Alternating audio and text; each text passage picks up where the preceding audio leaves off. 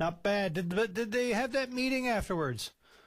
Which meeting is that? The fisheries safety meeting. Yes, yeah, like I indicated last week, they did have their first meeting, I understand. It would have been about a week ago now. That would have been of the Fish Harvesters Safety Association. That's right. Yeah, no, they already had that meeting. That's right. I was confused yes, there. It was their first. It was their first meeting. That's what the press release said. And what I wanted to call about again in my role, I guess, as critic of Service NL, which includes workplace health and safety, and it's linked to my call last week.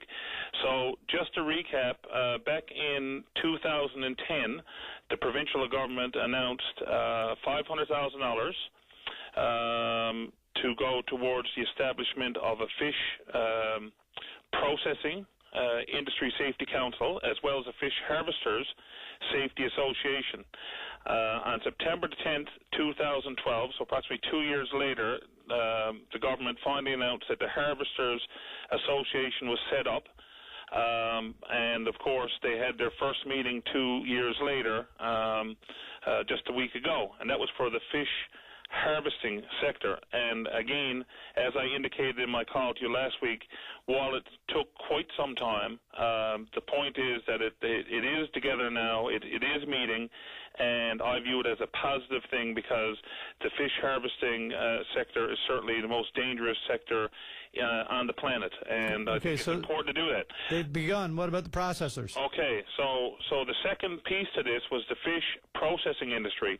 So again, this was announced in 2010, and it's now 2014, and they still have not. They have not met, or it has not been formed. So that's like approximately 4 years later. Have they used any of the money? The $500,000, did that get split evenly between these two, or what? The media release said it was going to be $500,000 towards each. And, each one. Yeah, and nothing has happened that we can seem to gather in terms of the information we've tried to gather in terms of the fish processing. Now, there was a report which came out this spring. It was done by Barb Neese. It was a fisheries policy report. Was the author? It was called "Moving Forward: Building Economically, Socially, and Ecologically Resilient Fisheries and Coastal Communities." And in that report, there was a series of recommendations. And recommendation number 20, and again, this is spring, and this, you can remember, this is now approximately 4 years since this money was announced to do this. It says the provincial government should work with the FFAW processors and the Workplace Health Safety Compensation Commission to establish a seafood processing safety sector council as soon as possible. And that was in that recommendation. Now, my colleague Sam Slade has recently written the Minister of Fisheries on that issue, and to date he has not received any response from the minister. So, while I applaud the initiative on the fish harvesting side, even though it took government 4 years to do it, it's happening now, which is a positive thing. But again, 4 years later, we've seen no movement on the fish processing side. And, while, they're two totally, they're linked, but they're two totally different industries, when we look at seafood processing and so on, we're talking about, work taking place in fish plants.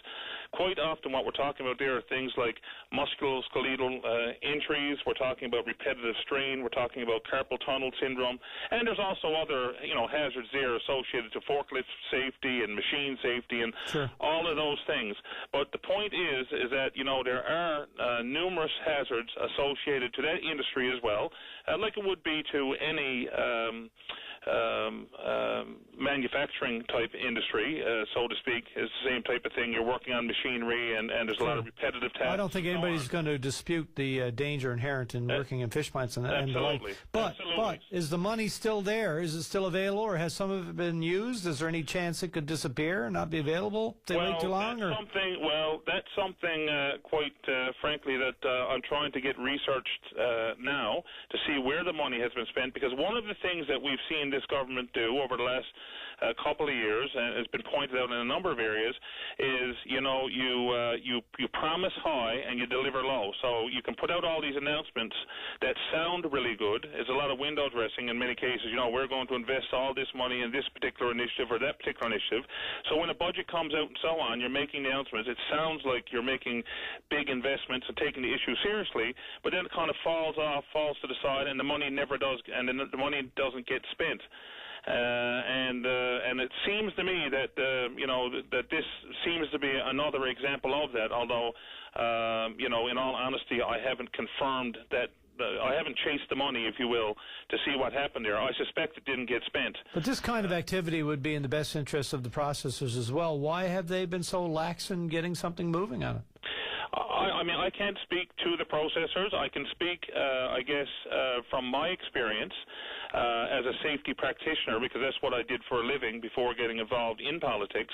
And, there's no doubt about it that quite often, when you're initiating safety programs, and whether that, involves updating of equipment, machine guarding, training, policies and procedures, and all of these things that you need to put in place to have an effective safety program, there's no doubt that requires an upfront investment.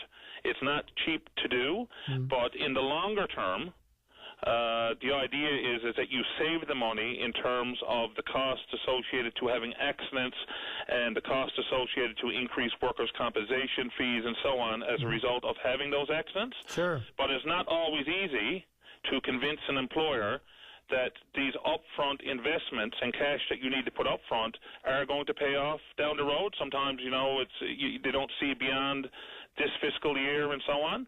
I'm not saying that that's the case here in this particular. I'm just speaking in generalities from my experience in the safety industry. So perhaps that may have something to do with it. Again, I can't speak for the seafood processors. They'd have to speak for themselves.